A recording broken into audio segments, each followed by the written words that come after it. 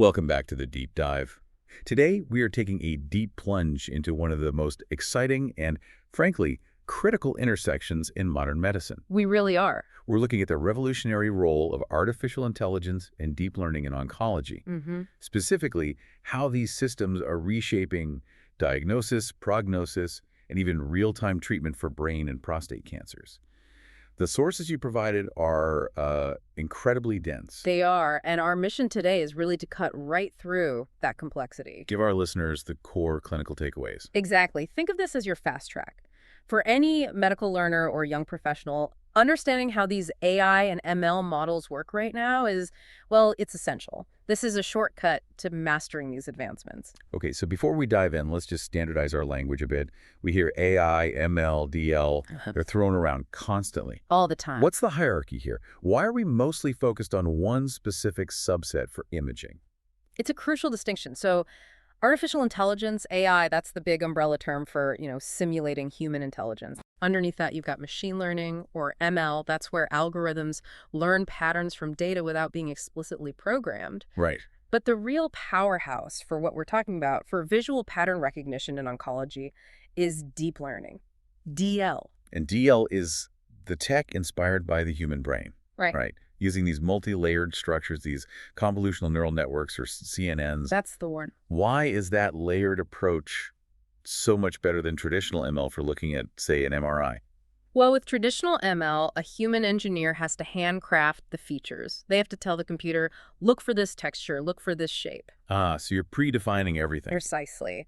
Deep learning, and CNNs in particular, learns those features automatically. It just takes the raw pixel data and figures out layer by layer what an edge is, what a texture is, and eventually what a tumor looks like. And what feeds these networks is, of course, the imaging itself. High-quality imaging. We're talking magnetic resonance imaging, MRI, which is preferred for brain tumors because of its amazing soft tissue contrast. And also CT and PD scans. Yes, computed tomography, CT, and positron emission tomography, or PE, which is often paired with CT to gauge metabolic activity in a tumor.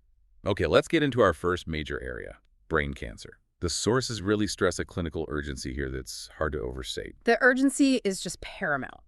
Malignant tumors, especially high-grade gliomas, HGGs, are incredibly aggressive. How aggressive are we talking? The speed of growth is terrifying. These tumors can, on average, double in size in only 25 days. Wow.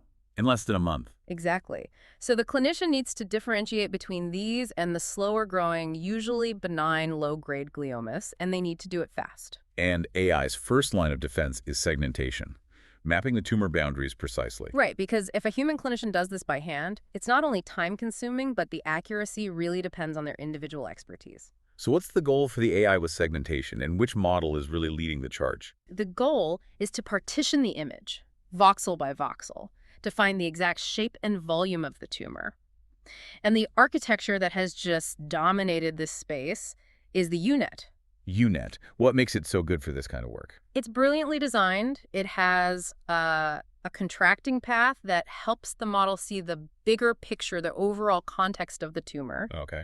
And then it has a symmetric expanding path that brings back the fine resolution you need to pinpoint the boundaries with incredible accuracy. How reliable is this, though? I mean, we're talking about the basis for surgery. The reliability is measured with something called the DICE similarity coefficient. It basically measures the overlap between the AI's map and a perfect map. And the numbers. The numbers are consistently over 90%. We're seeing figures from 92.3 to 93.75%. That's statistically almost perfect. It's at a level where it's indistinguishable from, or even better than, an experienced human expert. It's a massive game for clinical safety. That's a huge step. But the sources immediately flag a big problem. Data. Huge amounts of it, but getting it from different hospitals is a mess. It's a huge barrier. Deep learning works best with consistent, homogeneous data. But when you pull data from multiple sites, the scanners are different, the protocols are different. The quality is all over the place. Right, and that heterogeneity makes the model's performance degrade. Building a model that works universally well everywhere is one of the biggest challenges right now. So moving beyond just finding the tumor, AI is also helping determine treatment strategy. Prognosis. Why is predicting survival so critical before a surgeon even makes the first cut? Because that prognosis dictates the entire surgical plan. A good prognosis might mean a less aggressive surgery to preserve function. Whereas a poor prognosis means you have to go in much more aggressively. Exactly, an aggressive, immediate treatment plan. And to make that call, we now rely on radiomics. Okay, let's unpack that. Radiomics sounds very futuristic. It is. It's the process of extracting quantitative numerical features or biomarkers from a standard MRI or CT scan. So things the human eye can't see. Things the human eye can't see. Texture, shape complexity, fractal dimensions. It's all about characterizing the tumor's internal dynamics to predict its underlying molecular makeup. Can you give us a concrete example of that predictive power? A great one from the sources involves predicting a key genetic marker. Researchers built a CNN that could look at standard MRI sequences and predict the code deletion of chromosome arms 1p and 19q. What kind of accuracy? An accuracy of 87.7%. And clinically, why does knowing the 1p19q status matter so much? Because that code deletion is a major prognostic marker. Patients who have it respond significantly better to radiation and chemotherapy. So they have much better survival rates. Much better. And knowing that before the patient is even on the operating table completely changes the entire risk assessment and the treatment plan that follows. That is next-level decision support. And finally, for brain cancer, AI is even in the operating room, acting as a real-time surgical aid. Yes. We know there's this huge time crunch, this nerve-wracking 30-minute wait, while a pathologist analyzes a tumor specimen mid-procedure. That delay is dangerous. The solution is to combine stimulated Raman histology, or SRH, which is a rapid molecular imaging technique, with a CNN. And how did that system perform? It achieved a 94.6% accuracy rate in classifying tissue patches right there during the surgery. It was actually slightly better than conventional pathology, which is around 93.9%. So it gives the surgeon instantaneous feedback. Instant feedback to define the tumor margins, maximize removal, and minimize damage to healthy tissue. It's incredible. That theme of real-time speed is huge. Let's shift now to our second major disease site, prostate cancer. How is automation being driven by the complexity of modern radiotherapy? It's being driven by necessity. Modern treatments like IMRT and VMAT are so precise, so conformal. Meaning they shape the radiation beam to match the tumor exactly. Exactly. But that means if your plan is off by even a millimeter, you risk missing the tumor or hitting healthy organs with a toxic dose. So you need perfection, and you need it fast. Which is where AI automation becomes essential. The first critical step is segmenting the organs at risk, the OARs. Structures like the rectum, the bladder, the seminal vesicles, things you absolutely must protect. And doing that manually is slow and inconsistent. So the innovation here is the dilated UNet, or DUNet. Okay, so it builds on the UNet we already talked about. What does the dilated part do? It's a great question. It replaces the central block of the UNet with something called dilated convolution. For someone who's not an ML engineer, is that like giving the AI better glasses to see the big picture? That is a perfect analogy. You're giving it a wider view. It exponentially enlarges the model's receptive field. So it can see the whole abdomen, not just the pixels right next to the prostate. Right, but without losing the fine-scale resolution you need for delicate boundaries. And it was especially good for tiny things, like the seminal vesicles. It improved their segmentation scores significantly, up to a level comparable with experienced humans. Okay, so DUNet perfectly outlines the OARs.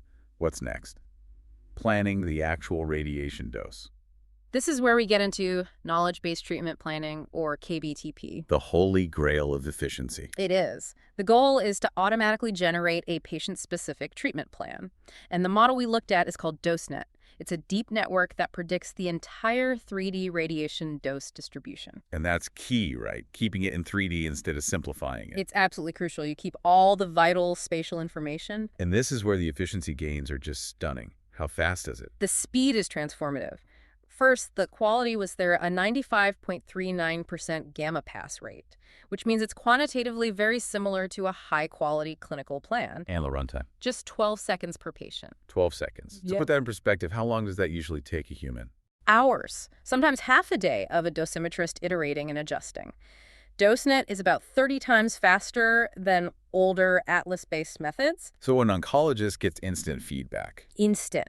It frees up the human experts to focus on only the most complex and challenging cases. And finally, AI is also helping monitor for disease progression, like detecting bone metastasis. Yes, using whole-body scintigraphy images. And for this, efficiency is really the key to getting it adopted widely. Yeah, and the model for this. It's an architecture called the LBFCN Lite, a lightweight CNN, and it had this great dual advantage. High accuracy, and it's cheap to run. Exactly. High accuracy, over 97%, but also remarkable computational efficiency. It's at least 10 times cheaper per run than other lightweight networks. Which means you could deploy it in low-resource settings or even on a mobile app. That's the idea. It broadens access to high-quality diagnostics for everyone. We've covered these amazing successes, but no deep dive is complete without talking about the challenges. And the biggest bottleneck seems to be data standardization. It's a foundational problem that people often overlook. AI needs clean, labeled data. Lots of it. But different hospitals call the same thing by different names. Yes, the lack of consistent naming conventions is a massive roadblock.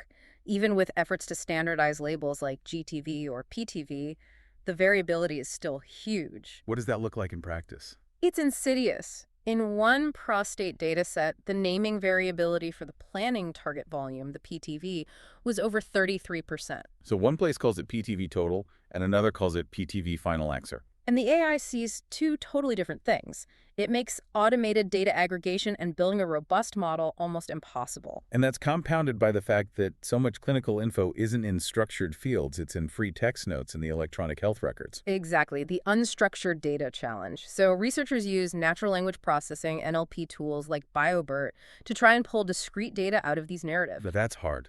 It's very hard. You've got abbreviations, spelling errors, and crucially, a lack of context. Current NLP systems really struggle with that high-level nuance. So given all these data problems, scarcity, inconsistency, how are researchers still able to train these powerful models? There are two key strategies. The first is transfer learning. Okay, what's that? You take a deep CNN and you pre-train it on a massive non-medical data set like ImageNet, which has millions of pictures of cats and dogs and cars. Right. This teaches the model basic visual features, edges, shapes, textures. Then you just fine-tune those pre-learned weights using your smaller, specific medical data set. It drastically cuts down on the amount of medical data you need. So that helps with the volume problem. But what about the privacy problem, where hospitals just can't share raw patient data? That brings us to the future and the most essential privacy solution, federated learning. How does that work? Instead of sharing the data, you train the model independently and securely on the local data at each medical center. So the data never leaves the hospital. Never. Only the updated model parameters, the mathematical learnings, are shared with a central cloud. This lets models learn from this huge, diverse, real-world population without ever compromising patient confidentiality. This has really reinforced that AI isn't some far-off concept. It's here, it's embedded, and it's providing this objective, reliable, and incredibly fast assistance in oncology. Absolutely. The immediate clinical impact is faster, more accurate OAR segmentation, rapid 3D dose prediction, and just demonstrably better surgical and diagnostic accuracy. These are tools that enhance, not replace, human decision-making. So for our takeaway, let's wrap with a quick review exercise for you. We talked about two key radiotherapy techniques, DUNET and DOSENET. In the context of a busy radiation oncology center, can you briefly explain the core difference in what these two systems automate and why that 12-second speed advantage of DOSENET is so crucial for clinical efficiency? And finally, a provocative thought to leave you with. The most robust AI systems of the future in oncology. Their success might not hinge on just technical improvements to the networks themselves. But on something else. It might hinge entirely on our ability to solve the data problem, on successfully implementing things like federated learning and enforcing data standardization across all institutions. That's the only way to build models that can truly learn from the diversity of the entire global patient population.